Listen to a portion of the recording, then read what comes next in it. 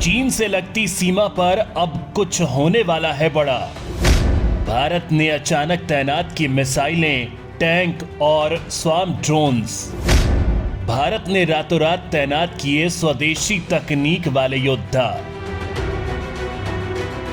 दोस्तों, कुछ दिन पहले हमने आपको वीडियो बनाकर यह जानकारी दी थी कि अब एलएसी पर जल्द ही तनाव बढ़ने वाला है और हो सकता है चीन सीमा पर गलवान जैसी घटना को फिर से अंजाम दे या फिर अरुणाचल के रास्ते चीनी सेना घुसपैठ की घटना को अंजाम दे।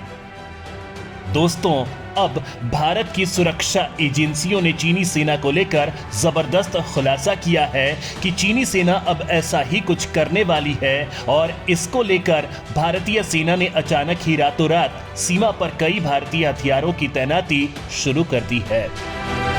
दरअसल दोस्तों, चीन में इस वक्त वहां के राष्ट्रपति शी जिनपिंग की जमकर मिट्टी पलीद की जा रही है, क्योंकि जिनपिंग ने भारत से उलझकर एक तो अपनी अर्थव्यवस्था का बंटाधार करवा लिया और दूसरा वहां की कंपनियां अब भारत में विस्थापित हो रही हैं, जिसको लेकर अब जिनपिंग के खिलाफ देश में रोष फैलता जा रहा है, जिसे डाइवर्ट करने के लिए जिनपिंग का प्लान है कि चीनी सेना ताइवान, भारत से लगती सीमा और हिंद महासागर में भारतीय जल क्षेत्र में विवाद को बढ़ाएगी। ये हमने आपको बताया था और यही अब हो रहा है फिलहाल। चीन लद्दाख, उत्तराखंड, अक्साई चिन और अरुणाचल प्रदेश के पास सेनाओं को नए सिरे से तैनात कर रहा है। हिंद महासागर पर भी पनडुब्बियों और युद्धपोतों के जरिए भारत के खिलाफ तैयारी कर रहा है। एक तरफ चीन ने कब्जे वाले तिब्बत के लहासा में दुनिया का हाईएस्ट एल्टीट्यूड डेटा सेंटर स्थापित कर पूरी दुनिया को चौंका दिया है, तो वहीं हिंद महासागर में चीन ने अपनी पनडुब्बियों पर लगी मिसाइलों का मुंह भारत की तरफ कर दिया है, जिसमें उसकी सबसे खतरनाक JL-13 जैसी घातक मिसाइलें लगी हुई हैं। इन सब को देखते हुए भारत ने सीमा पर अचानक ही तैयार किए गए हथियारों, मिसाइलों को तैनात करने के लिए मिशन छेड़ दिया है। तो दोस्तों, आगे वीडियो में बताएंगे कि आखिर सीमा पर क्या होने वाला है कुछ बड़ा। भारत ने कौन से मिसाइलों और टैंकों को सीमा पर बड़े स्तर पर तैनात किया है, तो बने रहिए वीडियो पर। अक्साई चीन से लेकर अरुणाचल प्रदेश तक भारत और चीन के बीच होने वाला है कुछ बड़ा। हिंद महासागर में एक्टिव हो चुकी हैं परमाणु मिसाइलें। दोस्तों, क्या सीमा पर फिर से गलवान जैसी घटना होने वाली है? भारत और चीन की सीमा पर आखिर अचानक इतनी हलचल क्यों है? क्या पूर्वी लद्दाख से लगी वास्तविक नियंत्रण रेखा पर कुछ बड़ा होने वाला है? आखिर भारत को क्यों पूर्वी लद्दाख में अचानक मिसाइलों और टैंकों की तैनाती करनी पड़ी है? यही सवाल घूम रहे होंगे आपके दिमाग में। दरअसल दोस्तों, चीन को लेकर जो इनपुट भारतीय सेना को मिले हैं, उसके बाद भारतीय सेना अलर्ट मोड में है। चीन सीमा पर बड़ा कांड करने वाला है और उसे मुंहतोड़ जवाब देने के लिए वर्ल्ड क्लास हथियारों की तैनाती की जा रही है। यहां तक कि भारतीय सेना पूर्वी लद्दाख में आर्टिलरी गन से लेकर स्वार्म ड्रोन, अत्याधुनिक टैंकों और लेजर गाइडेड मिसाइलों की तैनाती को बढ़ा रहा है। दरअसल दोस्तों, चीन एक बार फिर से गलवान जैसी घटना को दोहराना चाहता है और फिर से घुसपैठ करने के फिराक में है, और ये चीन के तानाशाह राष्ट्रपति शी जिनपिंग की खुराफात है। चीन दिखावे के लिए बॉर्डर पर अपनी कुछ सेना को कुछ समय तक के लिए हटा लेता है और फिर दोगुने सैनिक फिर से तैनात करता है। देश के chief of defence staff lieutenant general Anil Chauhan ने भी अभी कुछ दिन पहले ही कहा था कि सीमा के विवादित क्षेत्रों से चीनी सेना अभी पूरी तरह पीछे नहीं हटी है। लिहाजा भारतीय सेना भी सुरक्षा के मद्देनजर सभी जरूरी और एहतियाती कदम उठा रही है।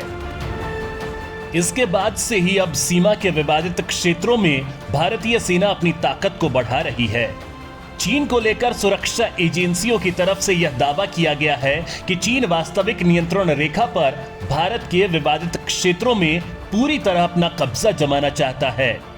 गलवान घाटी में चीनी सैनिकों द्वारा की गई हरकत भी अचानक और अकारण नहीं थी, लेकिन चीन उस दौरान सफल नहीं हो पाया था।